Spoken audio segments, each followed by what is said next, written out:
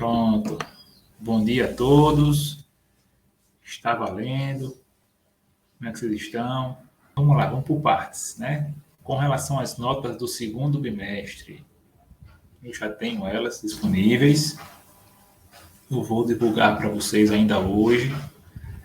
Creio que depois da última aula de hoje de manhã, né, depois de 11h, se eu não me engano, termina a aula, eu divulgo para vocês, tá bom? Aí vocês podem tirar dúvida comigo no privado se alguém tiver dúvida. Mas, por favor, leiam as orientações que tem lá.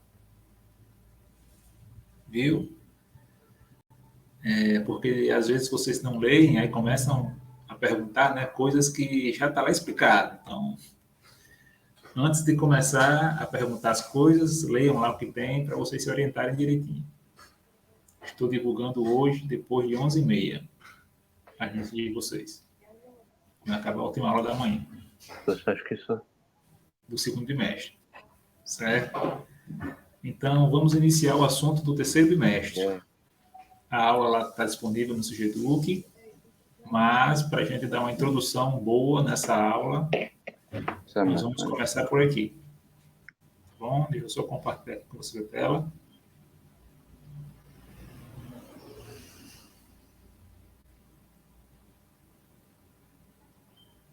Está aqui.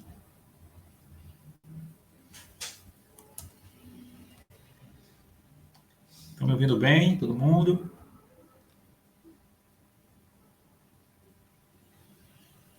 Acho que sim. Qualquer coisa, abra um áudio aí e fale, certo? Vamos começar.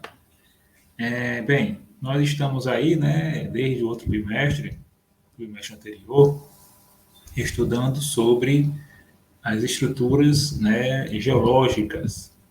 Já vimos tipo de rochas, já vimos província geológica, já vimos também como é que o nosso estado é formado, né, nessa questão geológica. Agora, nesse terceiro bimestre, nós vamos dar continuidade a esse assunto e vamos abordar a questão das formas do relevo, certo? Estruturas e formas do relevo, que é uma continuação do que a gente vem estudando, certo? Só que agora com enfoque mais nas formas, certo? Não de como foi que se formou aquela estrutura rochosa, né? Mas com enfoque mais na forma, que é o que a gente consegue ver na superfície, né? Na crosta terrestre, certo? Aí, para começar, nós temos aqui esse primeiro slide, falando um pouquinho da disciplina chamada de geomorfologia.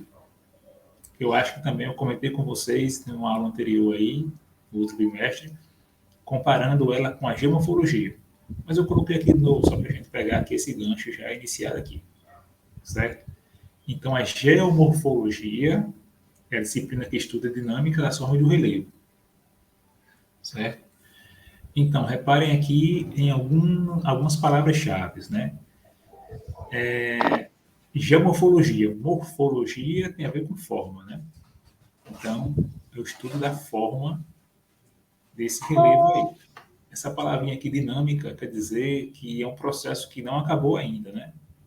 Nós sabemos que o planeta Terra é movido por forças aí internas, que a gente vai já relembrar quais são, né? Então, o processo que não acabou ainda, ele não é estático, ele continua a se desenvolver com o passar dos anos. Então, é a dinâmica, né, das formas de relevo. Então, essas formas de relevo, elas continuam a se modificar. Então, o que hoje nós enxergamos como uma grande montanha, no futuro, ela não estará mais do jeito que é hoje, certo? No futuro distante, né? A gente não vai estar mais aqui para ver assim, para que a gente perceba essa modificação. Mas é um processo que todo dia acontece, né? Movido também pela questão dos agentes externos, que a gente vai ver já já o que são, tá bom? Então, esse mapinha aqui, ele vai trazer para a gente as altitudes e profundidades da crosta terrestre, tanto da crosta continental, né, como também da crosta oceânica. Então, vamos aqui as maiores altitudes do planeta, de 4.800 metros para cima, né? Nós estamos vendo aqui as maiores montanhas, as áreas mais elevadas do planeta. Então, reparem aqui que nós temos aqui o Himalaia, né? E nós temos o Everest como ponto maior, a maior montanha do nosso planeta, mais alta, com 8.848 metros de altitude, quase 9.000 metros, 9 quilômetros de altura.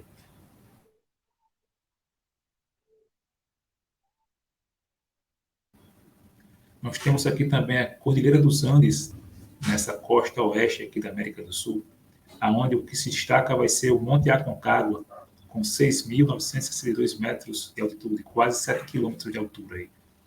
E temos outros também, né? Então, essas partes aqui mais escuras são, consequentemente, de altura maior, né? De maiores altitudes. Aí vemos aqui superiores a 3.000, né? Que são essas marrom já passando para uma cor mais alaranjada. Nós temos essas aqui de 1.800 a 3.000. Nós temos de 1.200, né, a 1.800. E nós chegamos aqui, para a gente fazer uma breve comparação, no nosso país, né? Reparem que a gente aqui não tem praticamente alturas muito elevadas, né? Perdão, aqui eu passei sem querer. Então, o nosso país predominam áreas que são... deixa eu achar aqui a setinha, pronto. Que são de 0 a 150 metros, de 150 a 300 metros, né? E de 300 a 600 metros. Então, áreas que não são muito elevadas, certo? O relevo do Brasil é assim caracterizado. E vamos chegar sobre essa parte do relevo do Brasil para na frente. Bem, visto isso, vamos passar aqui para a próxima fase. É justamente para a gente ver aí essa dinâmica do relevo, né? Esse processo que vem acontecendo desde que a Terra, né, começou a existir. Então, o relevo é o resultado da atuação de agentes internos e externos na crosta terrestre. Olha aí. Ele é o resultado do que a gente consegue enxergar, né, o relevo na superfície, vai ser o resultado de agentes internos e também de externos na crosta terrestre. Internos são aqueles agentes que acontecem, né, que têm a sua origem no subsolo, nas camadas inferiores do planeta. E externos são os agentes que já acontecem aqui na superfície. Tá bom? Aí, como eu falei, né? O relevo ele não é algo eterno nem estático, ele não está parado, e nem ainda acabou o seu processo. Aí vamos aqui para a gente entender o que são agentes internos e externos. Os internos, né, são aquelas que se originam no interior da litosfera, no interior do nosso planeta. Como, por exemplo, o movimento das placas tectônicas. Então, esse movimento aí de placas tectônicas, como ele dá aqui como exemplo, é uma força, né, interna, que tem origem na litosfera. Certo? Já os externos são aquelas forças que se originam na própria superfície terrestre. Então, são aqueles agentes que vão agir já na superfície, como eu falei agora há pouco. Então, pode ser o clima, né, as águas, os seres vivos, como exemplo. Voltando aqui para os internos. O que é que esses agentes internos, né, essas forças internas fazem? Desnivelam o relevo, causando grandes modificações e agem de maneira rápida. Aí vamos pegar um exemplo aqui, né, do movimento das placas tectônicas. Quando essas placas tectônicas, quando elas se movimentam, né, de forma repentina, né, quando elas se chocam, principalmente, vai gerar o quê nas áreas próximas a essas bordas das placas, né? Vai gerar grandes tremores de terra. Então, é por isso que fala aqui que age de forma rápida. Quando acontece o grande tremor, né, vai modificar o que está acima, o que está na superfície, de forma rápida. Porque aconteceu ali o movimento de placa tectônica e porque foi algo muito intenso, né, de muita força. Então, modificou aquela estrutura que está acima, né, aquele relevo ali em cima, de forma bem rápida. Certo? E os agentes externos, eles vão diminuir lentamente as diferenças entre as formas de relevo, desgastando as áreas elevadas e acumulando detritos nas partes baixas. Ou seja, se os agentes internos, né, eles vão atuar no que está em cima, no relevo, né, que está na superfície de forma rápida, os agentes externos já atuam de forma lenta. Então, eles vão desgastar as áreas elevadas, que hoje são elevadas, né? E vai, mais ou menos, estar nivelando essas altitudes aí. Então, vamos imaginar uma grande montanha. Depois eu vou colocar aqui um exemplozinho para vocês verem. Deixa eu ver aqui se tem alguém querendo entrar. Não. Voltando. Depois eu vou colocar aqui para vocês verem aqui um exemplo de como é que isso acontece. Então, vamos imaginar aqui uma grande montanha. Então, a ação da água, da chuva, né, ela vai desgastar aquela estrutura montanhosa ali. Né? Vai levar material daquela parte superior e vai trazer, né, para partes inferiores, para partes mais baixas. O que vai acarretar, depois de muitos e muitos anos desse processo natural, que as áreas vão ficar com uma altitude, né, mais ou menos igual. Mas isso depois de muitos e muitos anos.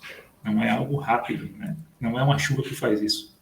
São muitos e muitos anos aí nessa ação para que essas altitudes estejam mais ou menos niveladas, né? Ficou claro aí, agentes internos e externos? Passa aqui.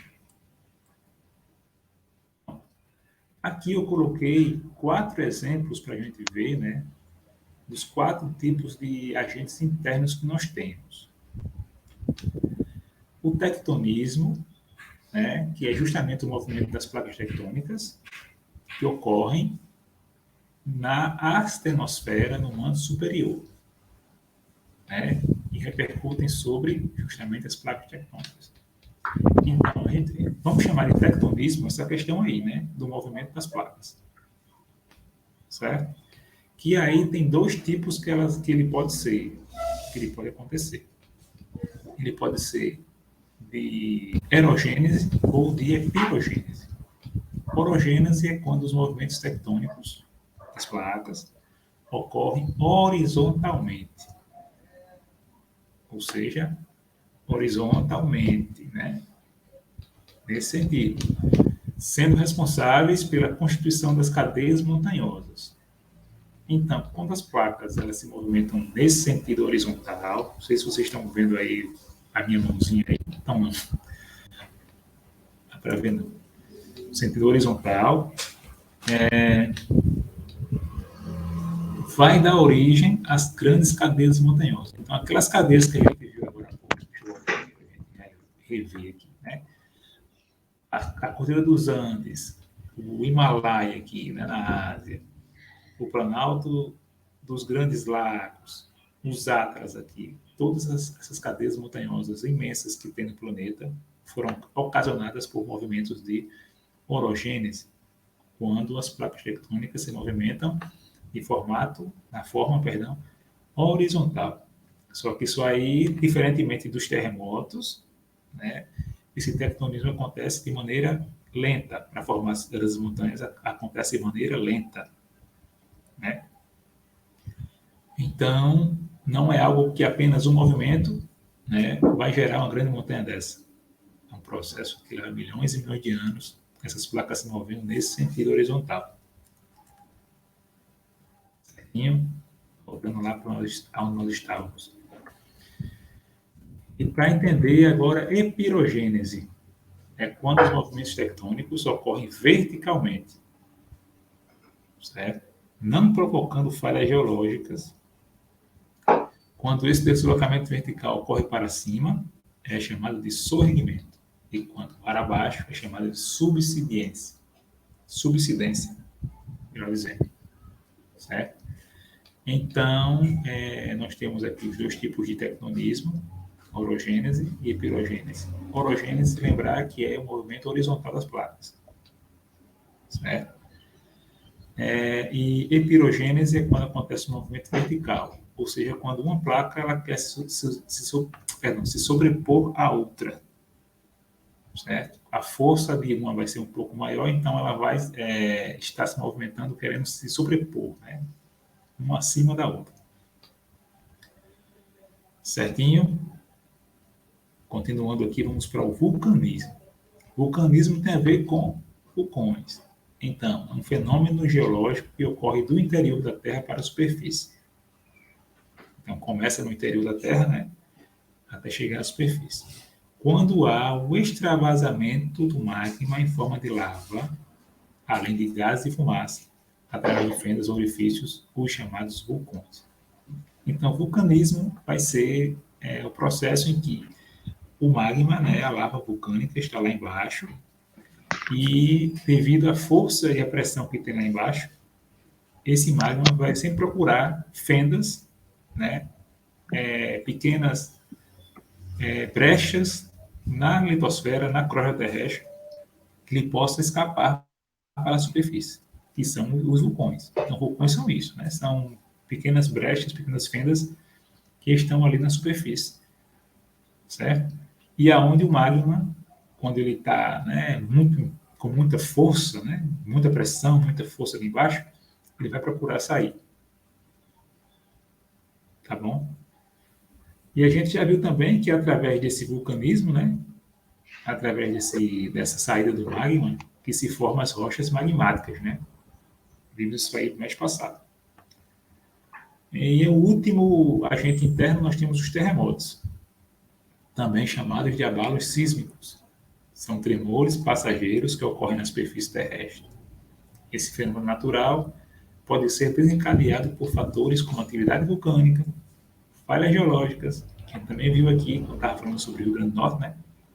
E principalmente pelo encontro de diferentes placas tectônicas. Então, os terremotos acontecem por vários motivos. Então, atividade vulcânica. Geralmente, quando um vulcão ele está próximo a entrar em erupção, né, acontece ali naquela região pequenos abalos, pequenos tremores de terra. Então, a galera que ali, né, se porventura morar alguém ali perto, já sabe que, opa, tem alguma coisa errada. Né? Então, vamos se preparar porque o vulcão está para entrar em erupção. Falhas geológicas, aquela questão que a gente viu aqui no Rio Grande do Norte, né? No mês passado. E também, o que a gente mais conhece, os grandes tremores de terra, quando acontecem quando as placas tectônicas se movimentam. Certo? Até aqui uma dúvida, os agentes internos, tudo certo? Podemos passar? Vou continuar. Pronto. Aí aqui esse mapinha eu trouxe, né, para a gente ver tudo o que acontece no planeta por conta desses agentes internos, que refletem também na forma do relevo. Certo? Então, nós temos aqui as cadeias de... primeiramente, vamos aqui pela legenda, né? Para ir pela ordem. Essa parte aqui de laranja, nós temos as regiões de atividade sísmica intensa, ou seja, regiões onde acontece bastante abalos sísmicos, bastante tremores de terra. Então, vejam aqui quais são, né? Espalhados pelo mundo. Esses traçozinhos aqui embaixo, né, são os limites das placas tectônicas, que a gente sabe que são 13 placas, se não estou enganado. Né? Então, os limites entre as placas. Joia. Essas áreas aqui que estão em amarelo são as regiões sujeitas a tremores de terra. Reparem que elas vão seguir mais ou menos os limites das placas. Certo? Elas vão seguir os limites das placas. Esses triângulozinhos aqui são os vulcões em atividade. Então, também reparem que a maioria dos vulcões que estão ativos hoje no planeta, eles também seguem os limites das placas tectônicas, né? Ou seja, aquelas fendas que existem na crosta terrestre estão basicamente nessas áreas de fronteira entre placas também. Nós temos esses pontos aqui rosa, né? Principais locais de terremotos após 1900. Então, também reparem que os principais terremotos que aconteceram também acontecem em zona, né, de fronteira de placa tectônica, ou próximos a elas. E para terminar, o sentido dos movimentos, né? E quando elas estão nesse sentido aqui, né? Como exemplo aqui, a placa sul-americana com a placa africana, sentido opostos, então quer dizer que são sentido divergente. As placas estão se movimentando em sentido oposto, estão se afastando ainda. E quando aqui, nesse exemplo aqui, da placa sul-americana também, só que da parte oeste, com a placa de Nazca, estão indo na mesma direção, né? Então, dizemos que é um sentido convergente. Então, elas estão se chocando. Então, estão se repelindo, né? Estão divergindo, como a gente costuma dizer, estão se afastando, e a outra estão convergindo, estão colidindo. E aqui, cada placa tem um sentido diferente em cada área também. Certo? Só para a gente ver o que acontece nessas forças internas, né? Como é que agem esses agentes internos aí. Então, tudo está ligado com essa questão inicial do movimento das placas tectônicas. Tanto a questão das grandes montanhas, como a questão dos abalos sísmicos, né, com a consequência, e também a questão dos vulcões ativos. Beleza? Continuando. Vamos para a parte dos agentes externos agora, que nós temos dois. O chamado intemperismo e depois a erosão. Mas vamos por partes. Primeiro, intemperismo. Então, agentes que vão acontecer agora na superfície já, né? A gente já viu. Não mais ligados às forças internas. Então, vamos lá. Intemperismo, aqui bem simples aqui, né? Um conceito bem objetivo, é o conjunto de fenômenos que leva à decomposição das rochas, decomposição e desgaste. Tá bom? Aí nós temos 3 tipos de intemperismo. Intemperismo físico, que vai ser aquele que é provocado por principalmente a variação da temperatura. Isso não importa em qual região esteja, se está lá no Polo Sul, né, na Antártida, ou se está aqui no sertão do Nordeste, não importa. O que importa é que sempre vai haver variação de temperatura, certo? Com a diferença de dia e de noite. De dia, a temperatura é mais alta, como a gente sabe, né? Em qualquer parte da Terra, até lá na Antártida também. E à noite, a temperatura é mais fria, né? Mais baixa, digamos assim, né? Melhor dizendo, mais baixa. Tanto faz também, se é aqui no Nordeste, como sei lá na Antártida, por exemplo, tanto faz. Então, essa variação de temperatura que vai estar envolvida aí nesse intemperismo físico. Intemperismo químico, a decomposição das rochas, que vai ser causada principalmente pela ação da água ao dissolver os minerais solúveis que a compõem. Nós vimos que a rocha é formada por minerais, né? Então, a água, ou da chuva, ou de rios, ou do mar, não importa, a água, de maneira geral, né? Ela vai atuar na rocha, né? Dissolvendo os minerais que a compõem. Certo? Então, quando a rocha é decomposta, né? Desgastada pela atuação da água. Não tem aquele velho ditado, quanto água mole em temperatura, tanto vai até que fura. Pronto, é isso aqui. Bom, esse exemplo aqui do intemperismo químico, a ação da água na rocha. E vamos para o último, que é o intemperismo biológico, a decomposição das rochas pelas atividades dos seres vivos. Isso não importa se é seres muito pequenos, como minhocas, atuando ali naquele solo, naquela rocha, naquela estrutura, ou elefantes, né, seres muito grandes, ou até mesmo nós, seres humanos também, interferindo nesse processo aí. Então, nós temos 3 tipos de intemperismo, que os 3 contribuem para desgastar e decompor a rocha. Tá claro? Quando tiver dúvida, fala. Vou passar. Aqui um breve esqueminha de temperismo físico. Isso aqui é uma rocha, certo? Como se fosse uma rocha. Aí vamos lá. A variação térmica de calor e frio vai fazer com que a rocha ela se contraia, né? Ela se dilate quando ela está, né? Se dilata e se contrai. De novo. Isso acontece com os minerais da rocha. Com o tempo, esse processo vai gerar a rocha, que a rocha fique com fissuras, né? Pequenas marcas aí. Ou seja, ela já está começando a se decompor. Certo? São as chamadas fraturas e fragmentações dos minerais, ou pequenas fissurinhas, né? Aí vamos para mais ação do tempo, né? Do clima. Calor e frio, calor e frio. Com o tempo, a rocha vai ficar nesse estado e já vai estar, né, em decomposição. Então, é assim que age a temperatura na rocha. Só que, logicamente, não é algo que acontece rápido, né? Demora milhões e milhões de anos para que isso aí aconteça. Só que tem uma coisinha chave aí, né? Que é a cobertura vegetal que vai estar em cima dessa rocha aí, protegendo ou não esse ambiente. Quando tem uma cobertura vegetal, esse processo demora mais, né? Aí agora, quando o homem interfere nesse ambiente e retira essa cobertura vegetal, esse processo acontece muito mais rápido, certo? Porque justamente não tem aquela estrutura vegetal para proteger a rocha fica exposta. Então, a água da chuva batendo ali, né? Constantemente, esse processo, a água da chuva e a ação também da temperatura vai fazer com que esse processo seja muito mais rápido. Mas isso é cena para os próximos capítulos. Já já eu explico isso aí. Pronto. Ali foi um exemplo de intemperismo físico. Agora, vamos deixar o intemperismo um pouquinho de lado, vamos aprender agora o que é erosão, que parece com intemperismo, mas não é. Certo?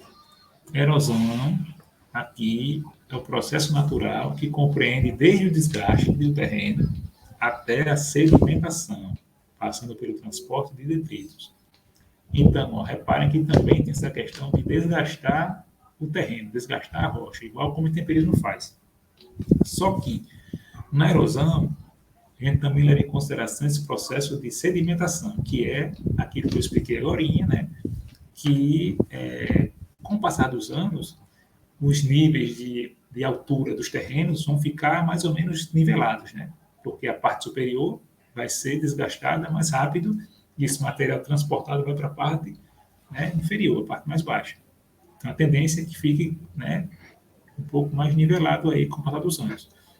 Então, a erosão tem a ver com essa sedimentação, né, sedimentos, detritos de material, né, que é transportado para áreas mais baixas. Então, para não confundir, intemperismo é somente decomposição e desgaste.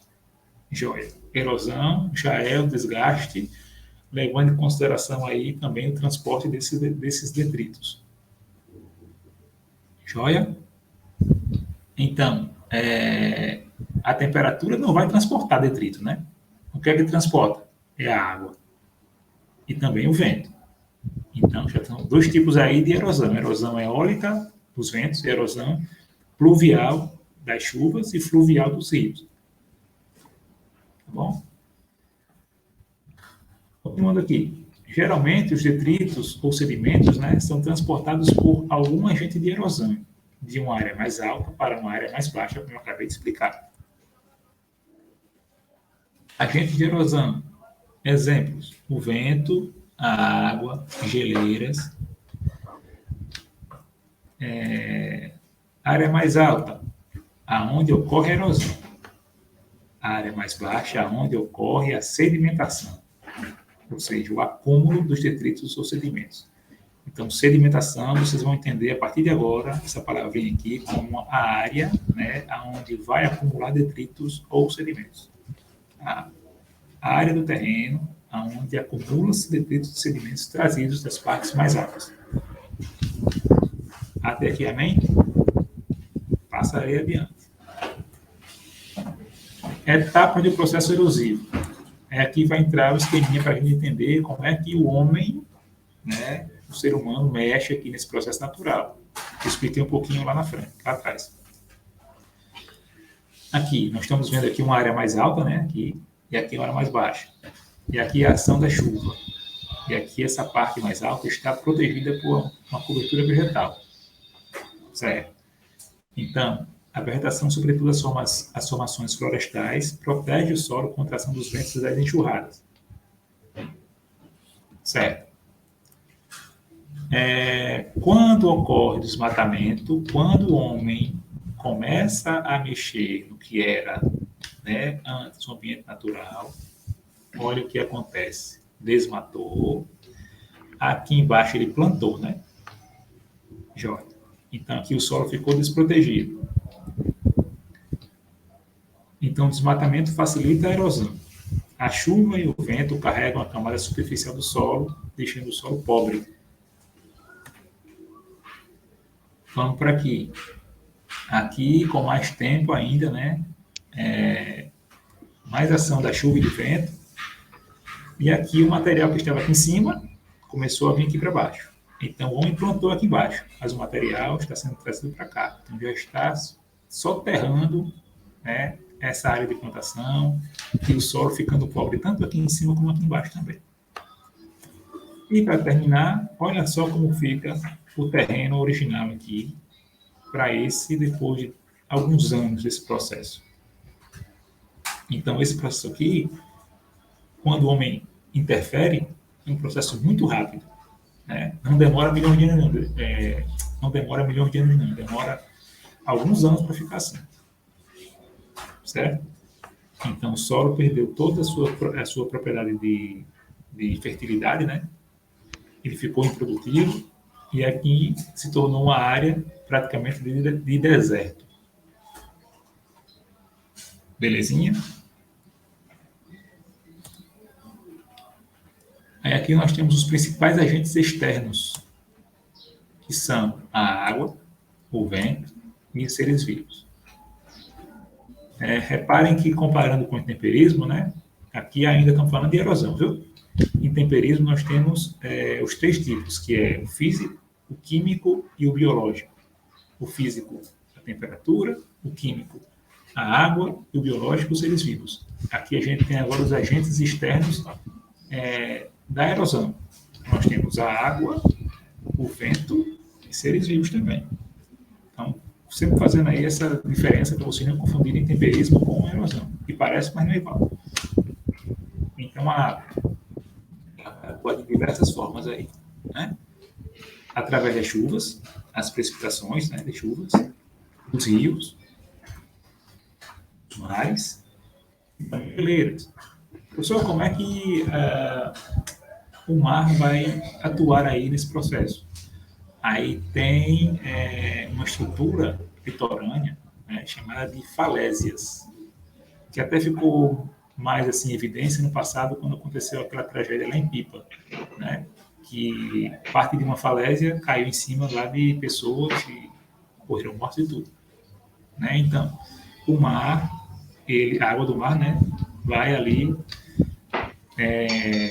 de encontro com aquela estrutura, né, que ela não é estática, ela continua também a se modificar justamente pela ação da água do mar, no exemplo das falésias, e com o tempo pode acontecer, né, deslizamentos aí, né, o processo natural de erosão que vai acontecer ali naquela área. Certo? Geleiras, como é que acontece? Então, quando há montanhas muito elevadas, geralmente tem gelo nessas alturas maiores, né? Então, quando algum pedaço de gelo, de geleira dessas montanhas se desprende lá de cima, também traz consigo material, traz consigo resto de rocha também. Então, é assim que a água vai atuar.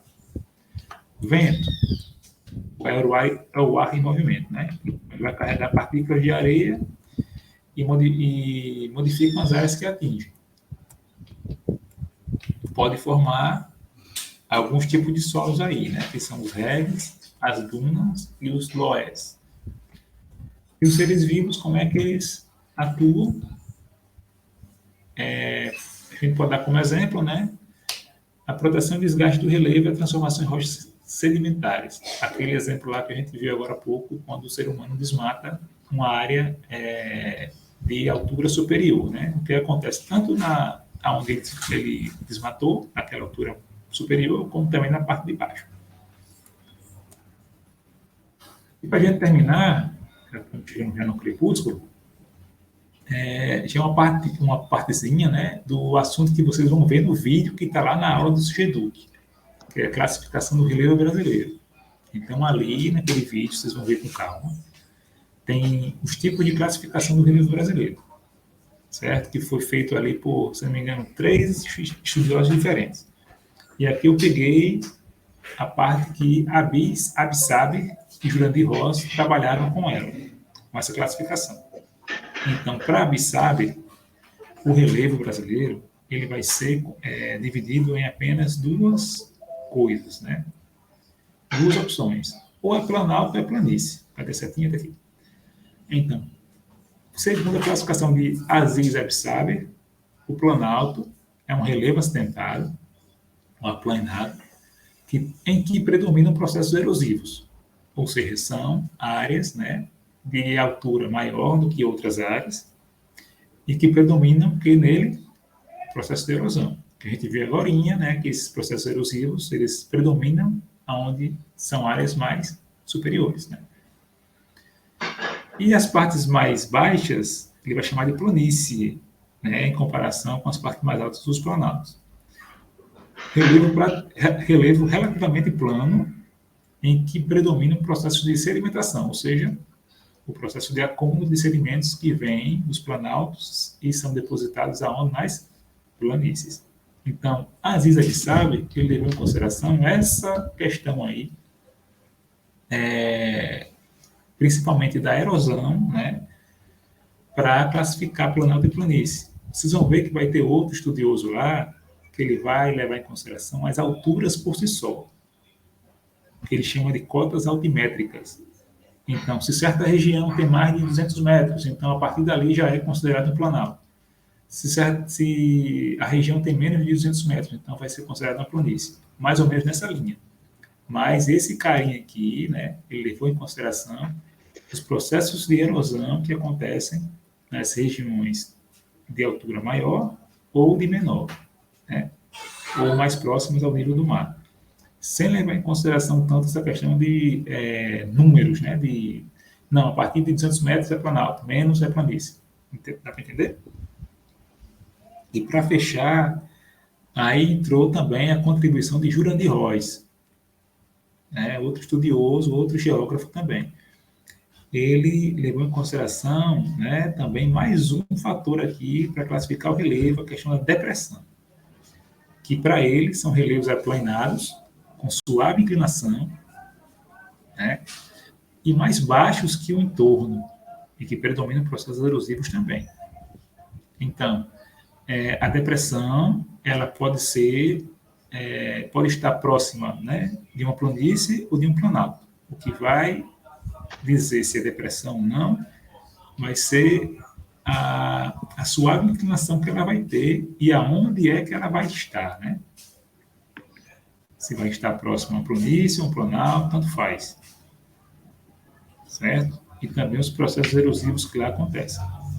O processo de desgaste e transporte de sedimentos que lá acontecem. Pronto. Terminamos a aula de hoje.